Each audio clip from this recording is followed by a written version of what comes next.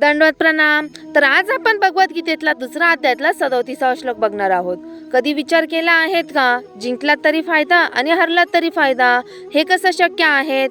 आज श्रीकृष्ण आपल्याला आयुष्याचा एक मोठा धडा शिकवणार आहेत. तर चला तर व्हिडिओला सुरुवात करूया. हतो वा प्राप्स्यसि स्वर्ग जित्वा वा भोक्ष्यसे महिम तस्मादुत्तिष्ठ कौन्तेय युद्धाय कृतनिश्चय.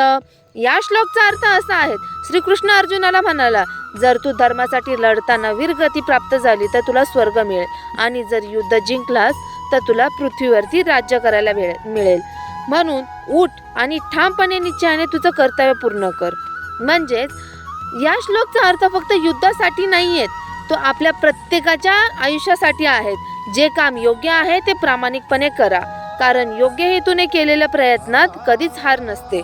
यश मिळालं तर आनंद भेटतो आणि अपयश मिळालं तर अनुभव मिळतो, जो की आपल्याला पुढच्या यशाचा पाया बनतो.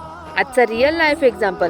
समजा तुम्हाला इंटरव्ह्यूसाठी बोलवलं, तुमची निवड झाली तर तुमचं स्वप्न पूर्ण झालं आणि तुमची निवड नाही झाली तर तुम्हाला त्या अनुभवातून काहीतरी शिकायला मिळालं, जे की तुम्हाला पुढच्या इंटरव्ह्यूसाठी कामं येईल. म्हणून प्रयत्न कधीच वाया जात नाही. आजचा स्ट्रॉंग मेसेज. भगवद्गीता आपल्याला असं सांगते, योग्य मार्गावर चालताना परिणामाची भीती कधीच करू नका.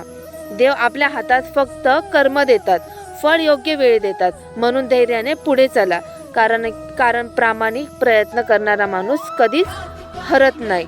जिंकला तर यश मिळेल आणि हरला तर काहीतरी शिकायला मिळेल. अशाच नवीन नवीन श्लोकसाठी माझं चॅनल सबस्क्राईब करा. दंडवत प्रणाम.